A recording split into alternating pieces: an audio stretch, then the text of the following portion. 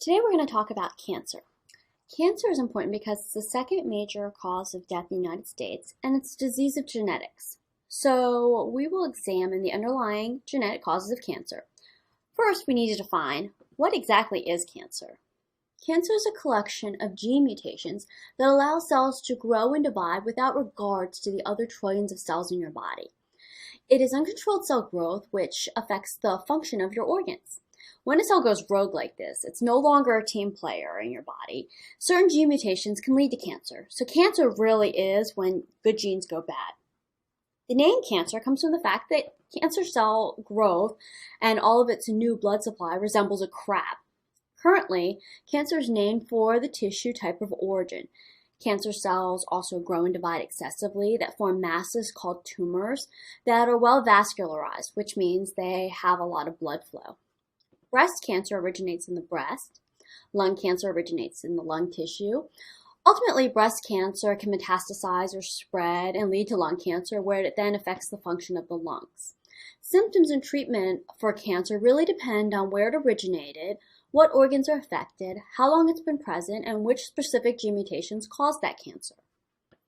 Normally, cancer itself is not a single gene mutation. It's an accumulation of mutations over time.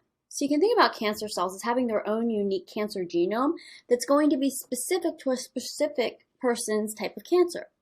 And that cancer genome is going to be quite different from your normal healthy cell genome. In the future, doctors will want to address a specific cancer genome for a specific patient to create a very personalized cancer treatment. Cancer cells growing out of control can lead to malignant tumors. Cancer cells, unlike normal cells in your body, are immortal. They can live and keep growing and dividing indefinitely as long as they're given a proper environment and nutrients. A great example of this immortality of cancer cells is the HeLa cell line. They were removed from Henrietta Lacks during a biopsy. In 1951, Henrietta Lacks passed away from cervical cancer, but her cells still live on in labs all over the world, and they're used for scientific study, and they've continued to grow and divide this whole time. Cells were taken without Ms. Lack's permission or knowledge, and they've been sold in medical schools. Her cell line was actually used to develop the current HPV vaccination. We have DNA repair systems that catch a lot of mutations that could lead to cancer, but smoking, alcohol, and other lifestyle choices can weaken these DNA repair systems and can cause an excessive number of mutations. Even the best of DNA repair systems don't catch every mistake, but animals that tend to live longer do have better DNA repair systems. A healthy lifestyle with food rich in antioxidants like blueberries, watermelon, tomato paste, and lots of exercise can improve your body's ability to repair damaged DNA. Ultimately, damaged DNA will lead to damaged or altered proteins that can change how cells function. DNA mutations occur every day, but most of them aren't going to lead to cancer. Only mutations that allow your cells to grow and divide without regulation and evade your immune system are the ones that are going to lead to cancer. So the better these cells are at mastering the skills of evading the immune system and growing in the body, the more aggressive a cancer can be. Cancer cells also tend to have strange shapes. That, since they don't have a normal function, and we know form or shape relates to function, it makes sense that they don't have normal shapes. So if we look at your kidney, liver, or skin cells, they all have very specific shapes that relate to their very specific functions. But if we look at cancer cells taken from the kidney, liver, or skin, they're not going to look anything like normal cells because they don't have a normal cell function. Their function now is just to grow and divide and to spread. As I mentioned earlier, these cancer cells are immortal, and they can be immortal because they turn an enzyme on called telomerase. Telomerase is a special protein that adds a sequence at the end of your chromosomes called telomeres. You have these telomeres at the end of your chromosomes, and they actually protect your DNA. They don't code for any genes. They're just there for protection. And as you age, and every time your cells grow and divide, your telomeres get shorter and shorter. Older people have shorter telomeres than younger people. Your telomeres are shorter now than when you were born. Age is linked to telomere length. But cancer cells are immortal. How do they avoid their telomeres becoming shorter and shorter so that ultimately the cell would die? Well, they keep relengthening their telomeres with that enzyme called telomerase. This also shows us the difference between a lot of benign and malignant tumors. Benign tumors aren't immortal because they don't have this active telomerase. They can only divide a finite number of times. Our bodies would normally have mechanisms to kill these abnormal cells. One way we potentially deal with these deadly cells is they're killed off through a process called apoptosis, and that's called programmed cell death or cell suicide. When one of your cells is no longer a team player in your body, or if the cell's DNA is badly damaged beyond repair, that cell, being a team player in your body, should kill itself through apoptosis. And that cell shouldn't pose a threat to you, but cancer cells avoid apoptosis, so they actually don't undergo this process. Well, you also have immune cells that search your body and do housekeeping. And these immune cells will make sure that all your cells are doing their job, and if they're not, they're going to be destroyed by your immune cells. But again, cancer cells manage to escape this mechanism and avoid and evade your immune system. So this is about survival of the fittest. The most fit cancer cells that are immortal can grow quickly and evade the immune system. They're the ones that are going to survive. And the most fit cancer cells will continue to grow and divide and spread. And the cancer cells have to outcompete all the normal cells in your body while evading the immune system to continue with their cancerous lifestyle. Some characteristics we see in cancer cells, like I said, is increased cell proliferation, growth at abnormally high rates. These cells also lack cell adhesion. Normal cells of your body are attached to neighboring cells, but cancer cells, they aren't. So they can easily leave and ultimately spread, a process which we call metastasizing. They can also stimulate a process called angiogenesis. This means the formation of new blood vessels. Because if you have a tumor full of cancerous cells, that tumor needs nutrients, oxygen, sugar, and it needs to get all this stuff to it by increasing blood flow to that tumor. So, how does cancer kill?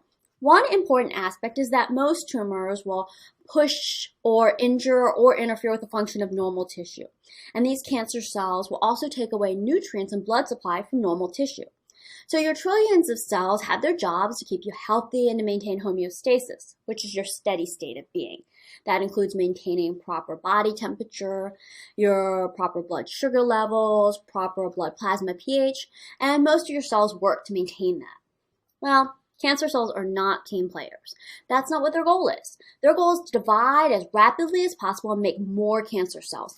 So think about form and function like we discussed earlier. Can your lung function properly if the delicate, thin tissue of the alveoli in your lung, which is used for gas exchange, is now filled with thick, dense tumors? You've changed the form and you've changed the shape, so now you've changed the function. So your body can't bring oxygen into your blood. Cancer, like we've discussed, is actually a group of genetic diseases that result from gene mutations, and most of these mutations control cell growth. These mutations can be classified into two major groups. One are proto-oncogenes, which control cell division. They tend to be dominant mutations, which means you only need one copy of this mutation to manifest itself. The other group of mutations are called tumor suppressor genes, which actually downregulate or slow down cell division. For those, you have to have two mutations, as these tend to be recessive mutations, so you'll need two defective alleles before you see the phenotype. I use the term cancer genes. Remember we discussed that earlier. A lot of genes are named after mutations, so proto-oncogenes means before onco, or before cancer. These proto-oncogenes have a normal function when they're not mutated. They tell your cells when to grow and divide. So if I cut myself, I'm going to need these cells to increase in growth and division to repair the damaged tissue. Those proto-oncogenes, when functioning normally, will regulate the cell cycle and cause that growth. But in cancer cells, growth is no longer properly controlled. These cells are going to constantly grow, divide, and they don't need a stimulation. So these mutated alleles now become oncogenes. For cancer to form, you also need a mutation of tumor suppressor genes. These usually stop a cell from dividing.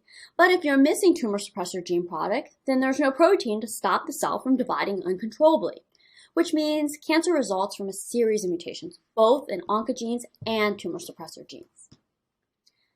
Through a process called clonal evolution, the most aggressive cancer cells divide, cloning themselves. That cancer cell line that can evade the immune system and grow and evade all the different chemical drugs that we can use to treat it are the ones that are most successful in your body. Of course, the cost of these cancer cells being successful is your good health. And these cells will grow and they'll divide over and over. Like I mentioned, this is survival of the fittest. This is through clonal evolution. So oncogenes and tumor suppressor genes are, again, the two classes that we commonly see mutated in cancer cells. And both these oncogenes and tumor suppressor genes contribute to the mode of action of cancer. Oncogenes arise from proto-oncogene mutations that are usually dominant and result in a mutated protein product that gains a new function.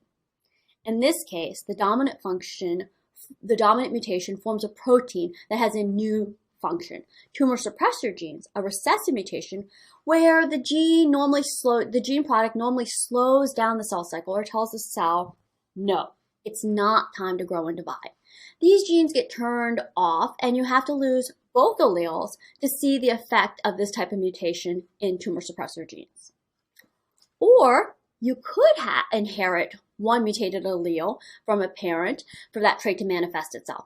That means all the cells in your body are already halfway to having both tumor suppressor alleles mutated. Now, you've probably heard of people who say they have a family history of cancer or they may have inherited a cancer gene. That's what they're talking about. Inherited cancers actually only account for a small percentage of cancers.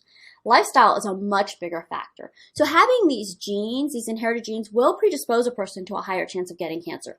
But most of the population actually don't have these genes. So a way to think about this is some women are at a high risk of developing cancer if they inherited BRCA1 or BRCA2 genes. That's the breast cancer gene. Some women are at medium risk, but there's no woman at no risk. And that's because this has to do with lifestyle and simply being a woman. Both oncogenes and tumor suppressor genes are involved in regulating cell division. And when they aren't working properly, cells are constantly dividing. Let's examine one class of cancer. Breast cancer, like we already talked about. It's the most common form of cancer in U.S. women, and there are a lot of environmental factors that can increase your chance of cancer. There are also a lot of specific gene mutations, BRCA1 and 2, that are both tumor suppressor genes. And they're recessive, which means you have to have 2 copies of a mutation before this disease will manifest itself. People with a specific inherited allele of BRCA are predisposed to cancer because they start off life with one allele for cancer in all of their cells. Having the specific allele, either BRCA1 or 2, makes you more likely than a woman without BRCA to develop breast cancer. But not 100% of the women with the BRCA gene will develop breast cancer. With that said, actresses like Christina Applegate and Angelina Jolie chose to have preventive full double mastectomies when they discovered they carried this BRCA allele. While BRCA, the breast cancer gene, significantly increases your likelihood of developing breast cancer, most women who develop breast cancer don't have these cancerous BRCA genes. The mutation that led to their cancer wasn't inherited.